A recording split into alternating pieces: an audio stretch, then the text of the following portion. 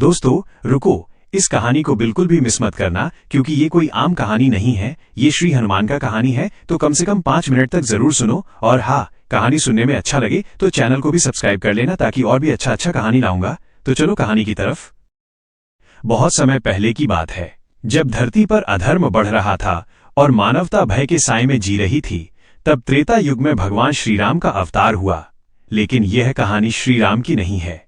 यह कहानी उस शक्ति की है जो हर इंसान के भीतर छुपी होती है। यह कहानी है आत्मविश्वास की, और इस आत्मविश्वास का सबसे बड़ा उदाहरण थे पवन पुत्र श्री हनुमान।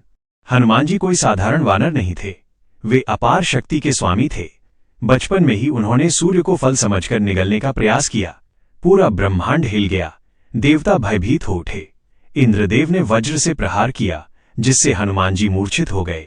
माता अंजनी के विलाप और पवन देव के क्रोध से सारा संसार कांप उठा। तब देवताओं ने क्षमा मांगी और हनुमान जी को अनेक वरदान दिए। उन्हें अमरता, अजेयता और असीम बल का वरदान मिला। लेकिन उसी समय देवताओं ने एक और निर्णय लिया। उन्होंने हनुमान जी की शक्ति को उनके स्मरण से दूर कर दिया, ताकि वे उसका दुरुपयोग न करें। और यहीं से हनुमान जी के जीवन की सबसे बड़ी परीक्षा शुरू हुई। हनुमान जी बड़े हुए। बल, बुद्धि और ज्ञान में श्रेष्ठ होने के बावजूद वे स्वयं को साधारण समझते रहे। उन्हें अपनी शक्ति का आभास ही नहीं था। वे किष्किंधा में सुग्रीव के सेवक बन गए। वे विनम्र थे, शांत थे और हमेशा दूसरों की सेवा में लगे रहते थे। उनके भीतर अपार शक्ति थी, लेकिन आत्मविश्वास सोया हुआ था। एक दिन वन में भटकते हुए श्रीराम और लक्ष्मण किष्किंधा पहुंचे। सुग्रीव भयभीत था। उसने हनुमान जी को भेजा। हनुमान जी ब्राह्मण का वेश धारण कर श्रीराम के पास पहुंचे। उनकी वाणी इतनी मधुर, इतनी शुद्ध और इतनी विनम्र थी कि श्रीराम समझ गए कि ये कोई साधारण वानर नहीं है। यहीं से हनुमान जी के जीवन को उद्देश्य मिला, श्रीराम की सेवा। जब किसी इंसान को अपने जीवन का उद्देश्य मिल जाता है, तब उसकी दिशा बदल जाती है। उसका आत्मविश्वास धीरे धीरे जागने लगता है। कुछ समय बाद सीता माता का हरण हो गया।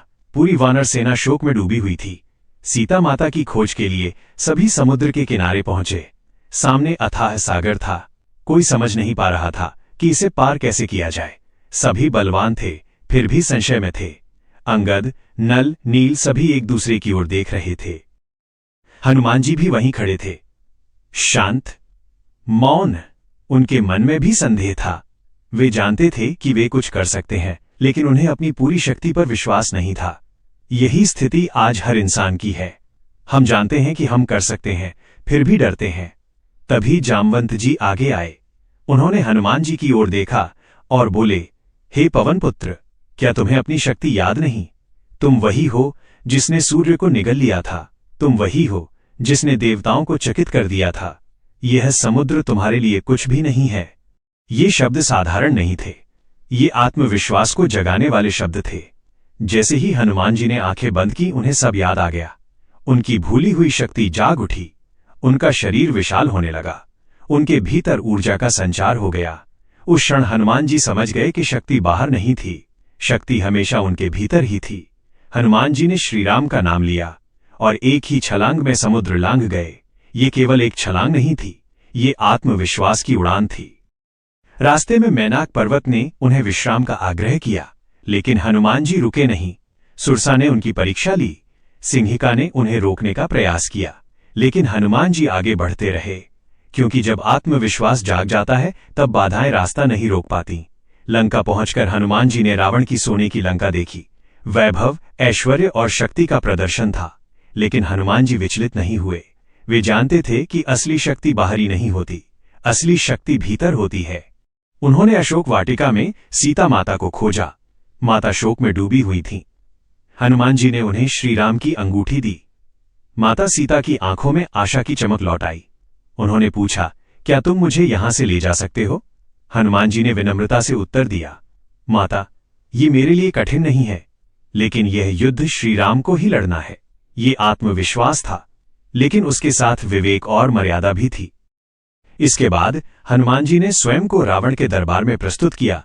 वे बंधे हुए थे, लेकिन डरे हुए नहीं थे। रावण ने उन्हें धमकाया, डराने का प्रयास किया, उनकी पूंछ में आग लगवा दी, लेकिन हनुमान जी मुस्कुराते रहे। उन्होंने पूरी लंका जला दी, लेकिन किसी निर्दोष को नुकसान नहीं पहुंचाया। यही सच्ची शक्ति होती है जो नियंत्रण में हो। हनुमान जी वापस लौटे। उन्होंने श्री राम को सीता माता का संदेश दिया। इसके बाद राम और रावण के बीच युद्ध हुआ।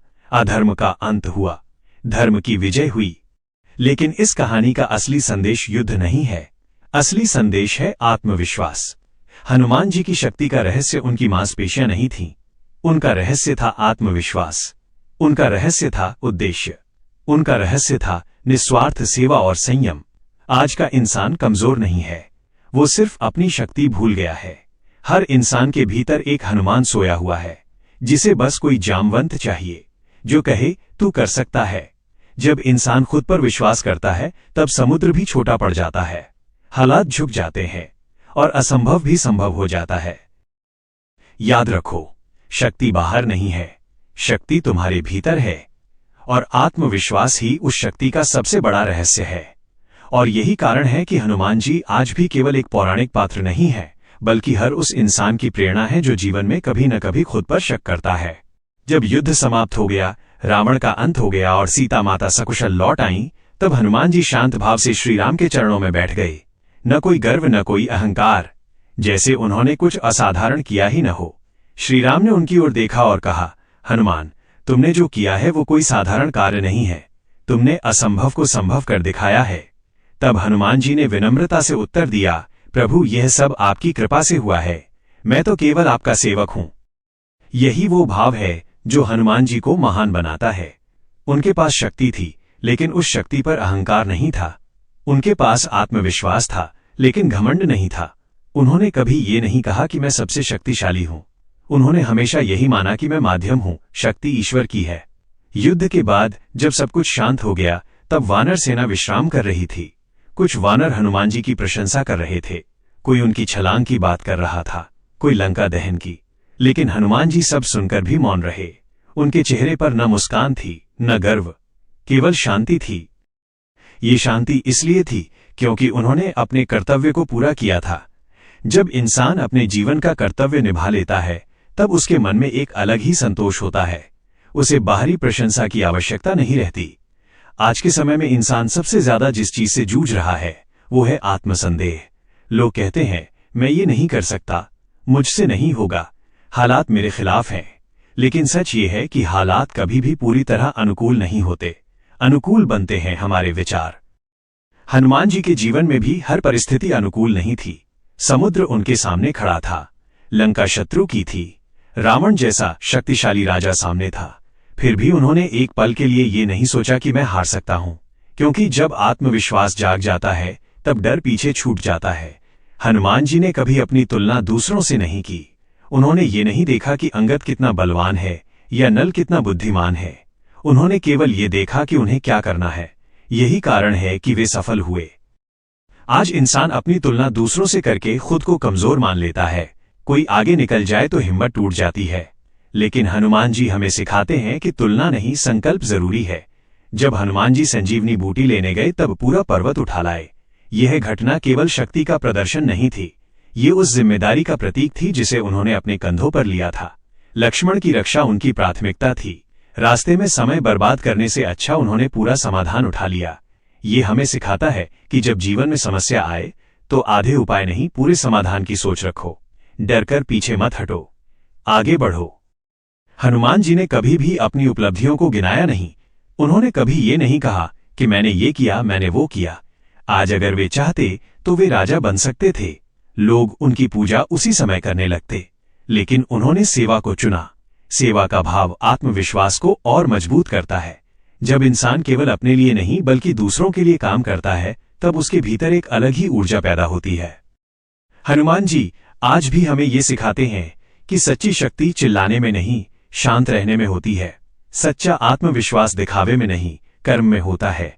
अगर तुम आज जीवन में थके हुए हो, अगर तुम्हें लग रहा है कि तुम आगे नहीं बढ़ पा रहे हो, तो एक पल के लिए हनुमान जी को याद करो। याद करो कि वे भी एक समय अपनी शक्ति भूल गए थे, लेकिन जब उन्हें याद दिलाया गया तो उन्होंने इतिहास रच दिया। हो सकता है तुम्हारे जीवन में भी कोई ऐसा क्षण आए जब कोई तुम्हें कहे तुम कर सकते हो। लेकिन अगर कोई न भी कहे तो खुद से ये कहना सीखो, क्योंकि असली जामवंत तुम्हारे भीतर ही है। हर सुबह जब सूरज उगता है वो ये नहीं पूछता कि आज बादल हैं या नहीं, वो बस उगता है। उसी तरह तुम्हें भी उठना है, आगे बढ़ना है, चाहे डर हो चाहे संशय हो। हनुमान जी का जीवन हमें ये सिखाता है कि शक्ति भगवान की देन है, लेकिन आत्मविश्वास हमारी जिम्मेदारी है। अगर हम खुद पर विश्वास नहीं करेंगे तो कोई और भी नहीं करेगा। अंत में बस इतना ही याद रखो, तुम कमजोर नहीं हो, तुम असफल नहीं हो, तुम बस अपनी शक्ति भूल गए हो। जिस दिन तुम्हें अपनी शक्ति याद आ जाएगी, उस दिन तुम्हारे लिए भी समुद्र छोटा पड़ जाएगा, और उसी दिन तुम्हारे भीतर का हनुमान जाग उठेगा।